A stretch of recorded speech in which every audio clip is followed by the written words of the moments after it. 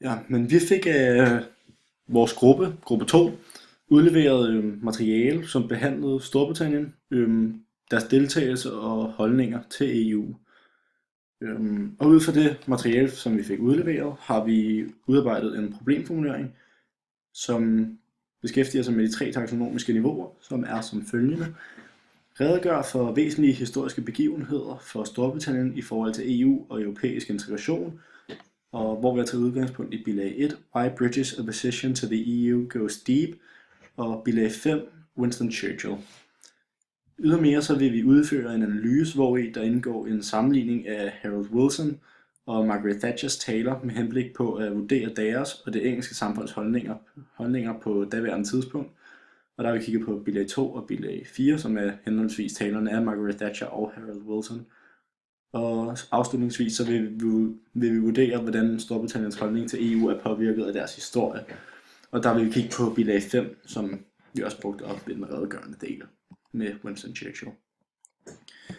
Men hvis vi lægger ud med Storbritanniens deltagelse, så i 1946 efter 2. verdenskrig sagde Storbritanniens premierminister Winston Churchill, at der var behov for et slags United States of Europe.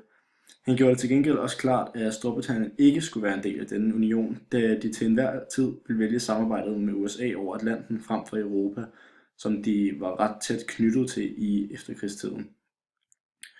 Det her forbehold havde umiddelbart ændret sig i perioden op til 1963, hvor Storbritannien søgte om medlemskab første gang. Efter at den franske premierminister nedlagde veto imod Storbritanniens optagelse, så skulle der gå yderligere 10 år, før Storbritannien blev optaget i, hvad der førhen hed ECC. Siden afslutningen på 2. verdenskrig var samhandlen mellem Storbritannien og de øvrige lande på kontinentet steget gradvist. Det var derfor på et økonomisk favorabelt grundlag, at Storbritannien ønskede medlemskab. Siden da har Storbritannien underskrevet adskillige traktater, som har øget samarbejdet til EU.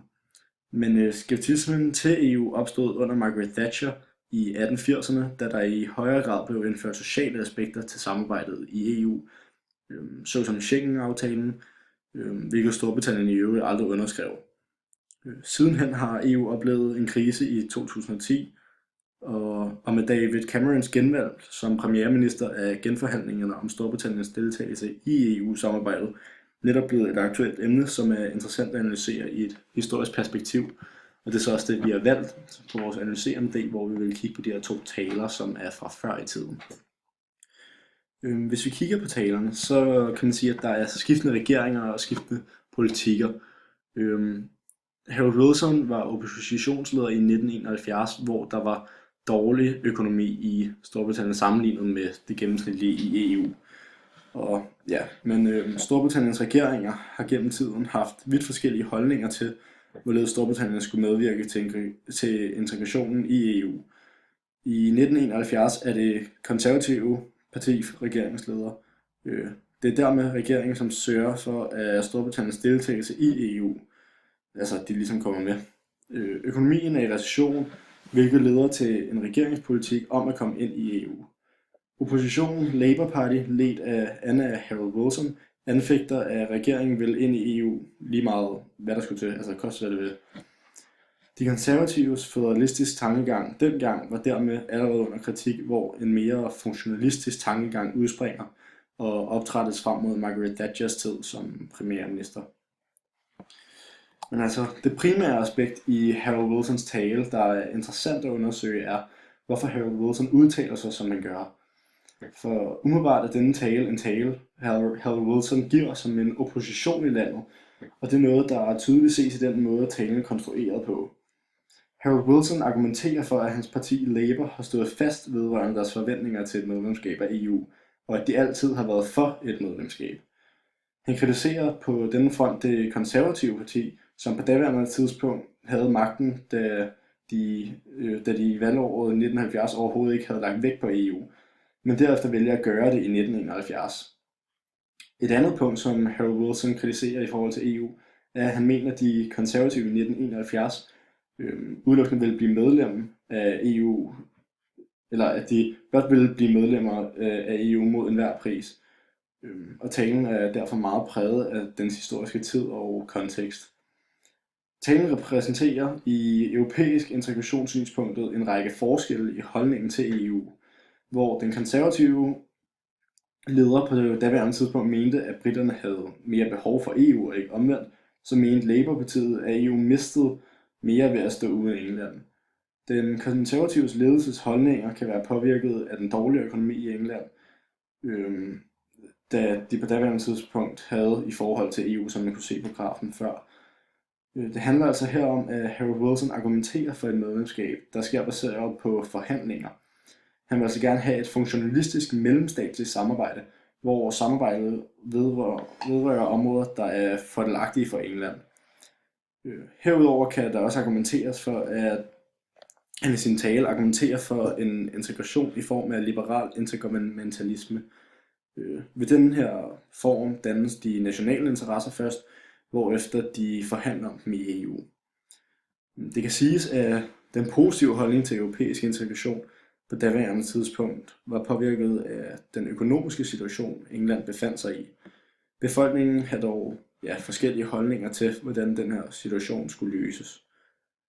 I talen nævner Wilson blandt andet følgende citat: "Now the man who has weakened and divided and embittered the nation seeks another blank check, another unconditional mandate to lead the nation he has weakened, divided and embittered into yet another promised land." Harold Wilson starter på den her måde en diskurs i samfundet mod en mere funktionalistisk europæisk integration. På trods af det konservative partis rolle ved indgangen i EU, så får det konservative parti en relativt EU-kritisk kritik ved Margaret Thatchers indtrædelse som Storbritanniens premierminister i 1979.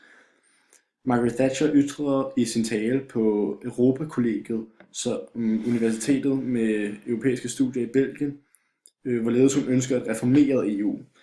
Margaret Thatcher påpeger i talen, hvorledes hun ønsker et EU-samarbejde mellem uafhængige og suveræne stater, hvorpå hun går mod en af forgængerne for EU, en tidligere premierminister fra samme parti, nemlig Winston Churchill. Men Margaret Thatcher har fokus på liberal intergovernmentalisme med mellemstatslig integration, hvor i netop suveræniteten forbliver hos nationer. Det er stik mod mod Churchill, som drømte om et EU ligesom USA, hvor der er en fælles kultur, og hvor man ligesom deler samme værdier. Og Margaret Thatcher giver udtryk for det her i talen igennem følgende citat: "Europa vil være stærkere netop fordi det har Frankrig som Frankrig, Spanien som Spanien, Storbritannien som Storbritannien, alle med hver deres skikke, traditioner og identitet. Det vil være tåbeligt at forsøge at ensrette dem i en slags homogen europæisk identitet." Og den her sammenligning med USA i 1946, som Winston Churchill lavede, er grundet de historiske begivenheder liggende forud for det, hvor USA netop har vundet 2. verdenskrig. 2. verdenskrig var officielt over, og USA stod som sejrsherre, hvilket ledte til, at andre nationer så op til USA. Storbritannien har måttet erkende sine begrænsninger under 2. verdenskrig, hvorpå Storbritanniens storhedstid som stormagt i en længere periode havde været forbi. Ved 2. verdenskrigs slutning er den politiske verdensopbygning ligeledes af supermagter er igangsat.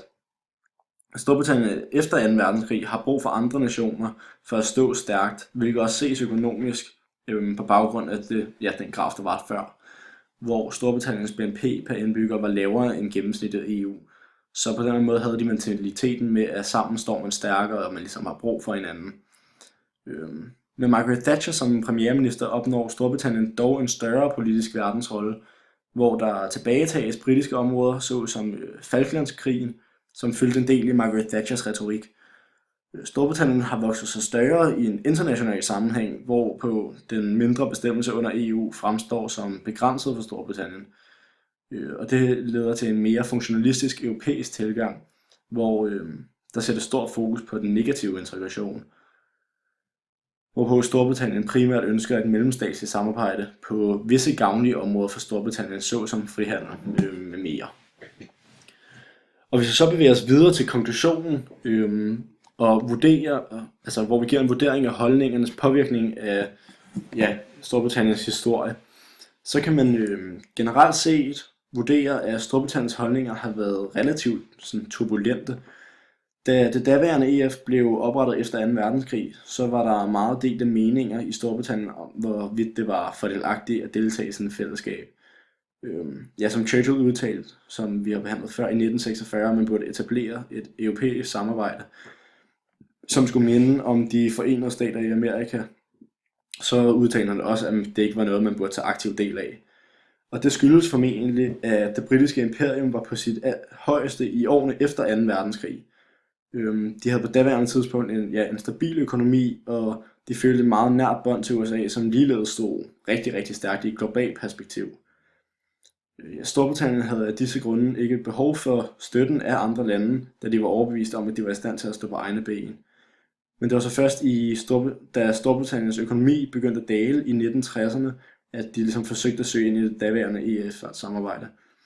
De blev dog afvist i henholdsvis 1963 og igen i 1967, da den franske præsident nedlagde veto mod den britiske optagelse, som vi også nævnte under den redegørende del. Det var først, da Frankrig fik en ny præsident, Georges Pompidou, at Storbritannien blev optaget. Og det gjorde de af den grund, som jeg ikke nævnte tidligere, da det blev anset som en sikkerhed mod fremtidig tysk dominans. Man forebyggede altså et magtudspil fra Tyskland ved at etablere et endnu stærkere fællesskab med mange magtfulde lande. Fra Storbritannien blev en del af EF, så oplevede man, at den britiske økonomi steg væsentligt, og i starten af 80'erne havde de en økonomi, som var på niveau med den europæiske gennemsnitsøkonomi. Så det var altså omkring på det her tidspunkt, at Margaret Thatcher havde sin regeringstid, og at hun gav udtryk for sin skepsis til det europæiske samarbejde i den tale, hun udførte, som vi har analyseret tidligere. Og her gav hun jo udtryk for, at det var vigtigt at bibeholde de enkelte landes nationalitet, og at man i alt for stor grad var begyndt at udviske de her forskelle mellem landene. Og at man ligesom skal lægge vægt på Storbritanniens værdsættelse af alle de positive ting, og hvordan de i øvrigt sådan har lyst til at være en del af samarbejdet på grund af det her.